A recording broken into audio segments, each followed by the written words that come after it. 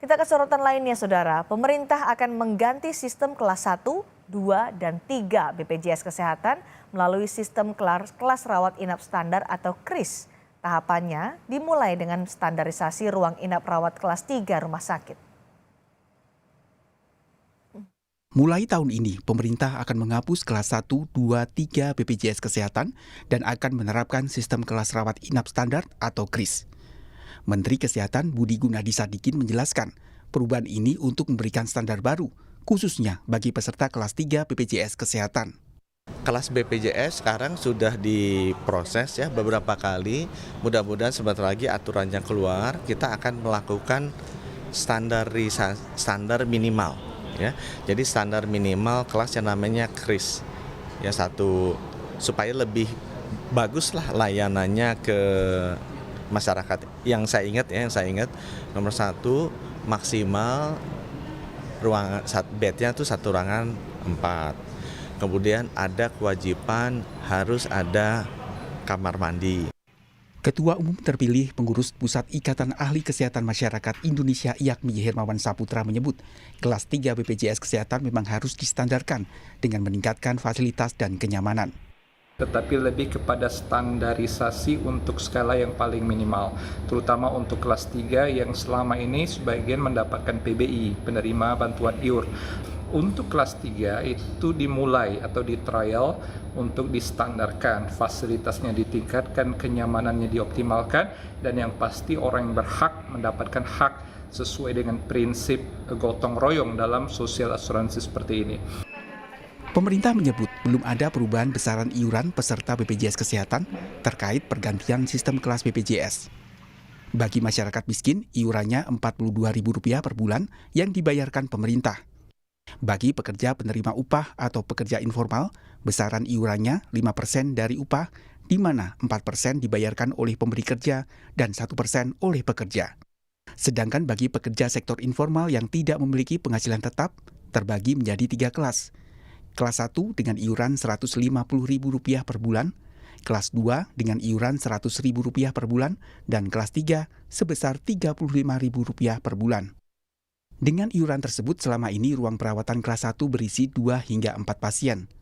Ruang kelas 2 berisi 3 hingga 5 pasien, dan ruang kelas 3 berisi 4 sampai 6 pasien. Agar bisa menerapkan kelas rawat inap standar, rumah sakit harus memiliki sejumlah kriteria. Di antaranya adanya tenaga kesehatan per tempat tidur. Ruang perawatan sudah terbagi berdasarkan jenis kelamin, usia, dan jenis penyakit. KRIS juga menerapkan standar maksimal 4 tempat tidur per ruang. Selain itu, dalam ruang perawatan harus terdapat kamar mandi dan outlet oksigen. Kemenkes mencatat, hingga saat ini terdapat 12 rumah sakit yang sudah siap menerapkan kelas rawat inap standar. Tim Liputan, Kompas TV. Lalu bagaimana penerapan penggantian sistem kelas BPJS Kesehatan menjadi sistem kelas rawat inap standar atau KRIS? Kita akan berbincang dengan Kepala Biro Komunikasi dan Pelayanan Publik Kementerian Kesehatan Siti Nadia Tarmizi. Selamat malam, Bu Nadia. Selamat malam Mbak Cindy, salam sehat. Salam sehat Bu Nadia. Kita juga masih menunggu Ketua Umum terpilih pengurus Pusat Ikatan Ahli Kesehatan Masyarakat Indonesia IAKMI, Pak Hermawan Saputra untuk bergabung bersama kita malam hari ini. Bu Nadia, sejauh mana saat ini kesiapan untuk penerapan KRIS? Iya, jadi mungkin kita perlu pahami ya bahwa sebenarnya perubahan kelas standar ini memang sudah ada di dalam undang-undang terkait jaminan kesehatan nasional. Nah, tujuannya adalah kita meningkatkan kualitas layanan terutama rawat inap, khususnya tadi ya untuk perbaikan kepada masyarakat. Tadi disampaikan ada 12 kriteria kelas rawat inap standar. Jadi seperti bahan bangunannya, kemudian ventilasinya, pencahayaan ruangannya, kemudian kalau yang paling penting ini adalah kepadatan ruangan ya Mbak Cindy ya, karena maksimum itu hanya boleh 4 tempat tidur dengan kamar mandi di dalam. Nah kalau kita lihat sekarang, terutama yang untuk kelas 3 itu tempat perawatannya bisa ada 6, 8, bahkan 10 dan bahkan ruang kamar mandinya itu berada di luar. Nah, ini yang pertama kali akan kita lakukan standarisasinya secara bertahap sampai dengan 30 Juni 2025. Nah, kita sudah melakukan uji coba ya di beberapa rumah sakit sebagai termasuk juga rumah sakit swasta ya dalam hal ini ada dan kita sudah mendapatkan ya hasilnya untuk uji coba ini bahwa memang layak untuk bisa dilakukan baik di rumah sakit pemerintah maupun rumah sakit swasta. Sebenarnya kriteria apa saja Bu yang harus dimiliki rumah sakit untuk standarisasi KRIS ini? Tadi ada 12 kriteria yang saya Ya, sampaikan ya. Pertama ya. misalnya bangunannya tidak memiliki Mhm. porositas, ventilasi, ukuran ventilasi udaranya seperti apa, pencahayaan ruangannya, kemudian minimal di satu tempat tidur itu ada 2 stop kontak ya. Kalau Mhm. kita lihat kan di belakang tempat tidur itu sering Ya. ada panel. Nah, itu harus disediakan untuk kelas rawat inap termasuk kelas rawat inap kelas 3 dalam hal ini. Kemudian kita tahu ada pengatur suhu ruangan dan kadang-kadang untuk bel pasien mungkin ya, Mhm. bel memanggil perawat kan kadang-kadang di kelas 3 itu seringkali kita tidak temukan seperti itu ya Ya. kan. Kemudian outlet oksigen dan tadi kapasitas maksimumnya hanya boleh 4 tempat tidur per satu ruangan. Oke, respon dari rumah sakit seperti apa soal standarisasi ini Bu Nadia? Iya, jadi memang kita tadi pertama yang kita lakukan adalah verifikasi dulu ya, verifikasi Mhm. kita mulai dari RSUD, kemudian rumah sakit vertikal di bawah Kementerian Kesehatan dan baru rumah sakit swasta.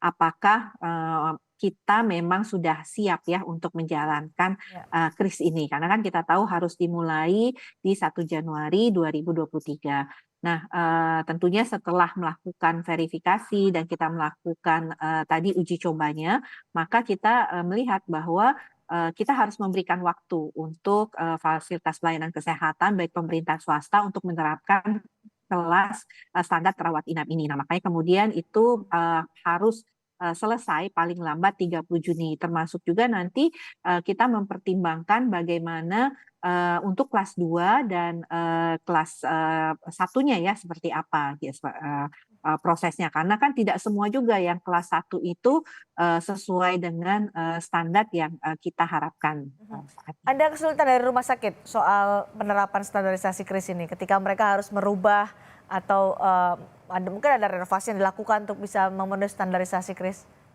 Iya betul sekali. Jadi memang tantangannya tadi ya, terutama di kelas 3 ya, Mbak Sidi ya. Karena kan kelas 3 tadi kami sampaikan umumnya itu bisa 10 sampai 15 orang, bahkan kemudian itu dari jumlah tempat tidur saja ya. Ya. Kemudian mereka kan harus merenovasi lah ruangannya itu untuk bisa hanya 4. Terus di dalamnya harus ada kamar mandi untuk tiap 4 tempat tidur. Selain itu tadi outlet oksigen itu kan harus dibuat ya. Karena selama ini kan biasanya tabung-tabung itu yang diberikan kan biasanya. Nah, jadi ya memang membutuhkan beberapa hal ya, terutama dalam hal renovasi. Selain juga untuk melihat lagi bagaimana penyesuaian kelas rawat inap standar ini. Makanya nanti kelas 2, kelas 1 itu belakangan kita lakukan penyesuaiannya karena kita utamakan dulu yang kelas 3 karena yang kelas 3 ini memang paling banyak membutuhkan perubahan. Bukan ini ada standarisasi dengan KRIS, tidak ada kelas 1, 2, 3 untuk BPJS Kesehatan. Sementara untuk iurannya, mereka yang membayar untuk kelas 1 kan lebih mahal dibandingkan dengan kelas 2 dan kelas 3. Tapi kemudian ditiadakanlah kelas 1, 2, 3 di BPJS Kesehatan mendapatkan fasilitas yang sama dengan mereka yang membayar lebih rendah dibandingkan mereka yang kelas 1. Itu bagaimana penjelasan soal ini, Bu? Ya, jadi memang ada roadmap-nya ya untuk penerapan kelas rawat inap standar ini.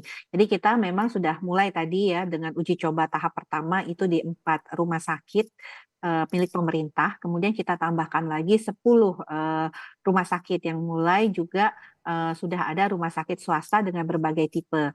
Nah, dari sini kita sudah bisa melihat bahwa memang pertama diperlukan waktu untuk penyesuaiannya, termasuk tadi ya perhitungan untuk kapasitas bed Ya, occupation rate-nya seperti itu. Jadi untuk penerimaan pasien juga harus diperhatikan karena kalau renovasi terus nanti nggak menerima ya, pasien kelas 3 juga sulit ya. Nah, ya. kalau untuk kelas 2, kelas 1 tentunya sampai saat ini tidak ada perubahan manfaat yang diterima. Jadi mereka tetap mendapatkan manfaat karena memang iurannya juga tadi disampaikan Mbak Cindy kan masih Ya, membayar masih kelas 1, kelas 150.000 per 2. bulan untuk kelas 1, 100.000 per bulan untuk Betul. kelas 2.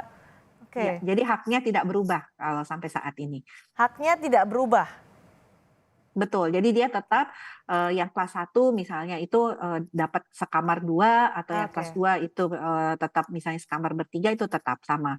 Oke, sampai kapan targetnya Ibu soal ini nanti kan masih sekarang ke kelas 3 dulu bagaimana bertahap menuju kelas 2, kelas 1 sampai ini akhirnya selesai di pengganti sistemnya. Kita cukup punya banyak waktu ya, sampai dengan akhir 30 Juni 2025. Nah tentunya Oke, kalau kelas 1, kelas 2 itu kan, terakhir dan tentunya nanti perlu ada pembahasan juga, terkait manfaat, kemudian iurannya dan pengaturannya, seperti itu. baik. Yang paling penting adalah ada standarisasi dengan KRIS tapi hak manfaatnya yang didapatkan oleh pembayar iuran kelas 1 dan kelas 2, kelas 3 Iya. tidak berubah gitu ya, Iya, Bu betul. Nadia. Malah yang kelas 3 sekarang akan mendapatkan manfaat lebih, sementara kelas 1, kelas 2 itu tidak berkurang sama sekali manfaatnya. Terima kasih Ibu Nadia sudah bergabung bersama kami di Sapa Indonesia Malam.